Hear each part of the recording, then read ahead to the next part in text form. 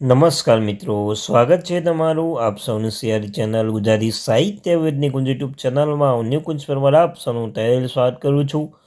તો મિત્રો, નિવૃત્તિ કર્મચારીઓના પેન્શનને લઈને કોર્ટનો મોટો આદેશ આપવામાં આવે છે અને પેન્શનમાં 50થી 30% વધારો નિર્ણય. ને આ નિવૃત્તિ કર્મચારીઓ છે નહીં મળે લાભ. તો કયા નિવૃત્તિ કર્મચારીઓ નહીં મળે લાભ તેના વિશે વિસ્તૃતમાં ચર્ચા કરવાના છીએ. ચર્ચા કરતાં પહેલાં આપણી આ ચેનલ પર નવા તો ચેનલને સબસ્ક્રાઈબ કરી લેજો. ગુજરાતી સાહિત્ય વિદની ચેનલ પર તમને ચેનલ પર એટલે કે સરકારી કર્મચારી નિવૃત્ત કર્મચારી પેન્શન રાખવા બાબતે હરેક અપડેટ મળતી રહેશે. તો ચેનલને સબસ્ક્રાઈબ કરીને વોટ્સઅપ ચેનલ ટેલિગ્રામ બંને બનાવે છે તેને લિંક ડિસ્ક્રિપ્શનમાં મૂકું છું, અવશ્ય જોઈન થઈ જજો. તો ચાલો તે ફેમિલી મેમ્બરો બધા સમયને બગાડતા આજે આ વિડીયોની શરૂઆત કરું છું. નમસ્કાર મિત્રો, તમને જણાવી દઈએ કે ઘણા લાંબા સમય પછી પેન્શન વિભાગે પેન્શન ધારકોના પેન્શનમાં સુધાર કરવાનો આદેશ બહાર પાડ્યો છે. આ પેન્શન ધારકને ચોથા, પાંચમા, છઠ્ઠા પગાર પંચ હેઠળ 2016 પહેલાં નિવૃત્તિ પામ્યા હતા. આ પેન્શન ધારકોના પેન્શનમાં 1996થી કોઈપણ પગાર સુધાર કરવાનો આદેશ જાહેર કરવામાં આવે છે. તો તેમના પેન્શનમાં સુધાર કરવા માટે આદેશ કેવી રીતે બહાર પાડવામાં આવે છે તેના વિશે આજના વિડીયોમાં આપણે ચર્ચા કરીશું. ન્યૂનતમ પગાર 50થી 30% વધારવાનો આદેશ.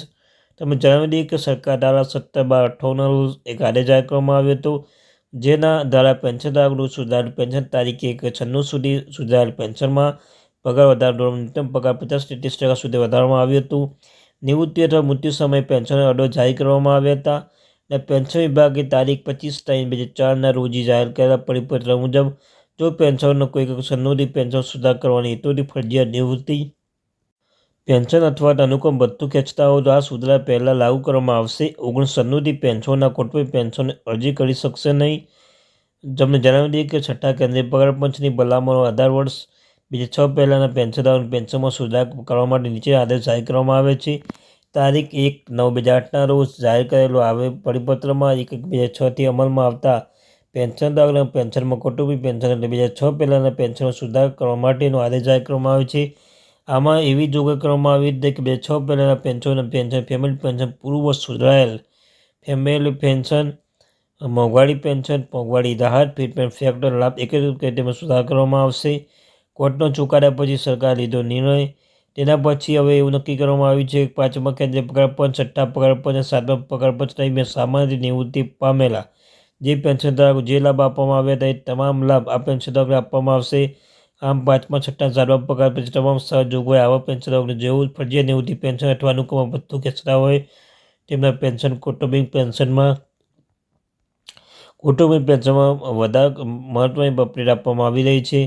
ને આ પ્રકારના સંશોધન એવા કિસ્સામાં જ્યાં ફરજિયાત નિવૃત્તિ પેન્શન અથવા અનુક્રમ ભથ્થું મંજૂરી આપવામાં આવી હતી અને સંપૂર્ણ પેન્શન કરતાં ઓછું હતું. ઉપરોક્ત ઓફિસ મેમોરન્ડમ મુજબ ગણવામાં આવેલું સુધારેલ પેન્શન ઘટાડેલા પ્રારંભિક પેન્શન કરુણા ભથ્થાના પ્રમાણમાં વધશે જે ચૂકવણી કરવા પાત્ર હશે. ફરજિયાત નિવૃત્તિ રાજ્ય પર દૂર કરવા માટે મંજૂરી આપવામાં આવી હતી.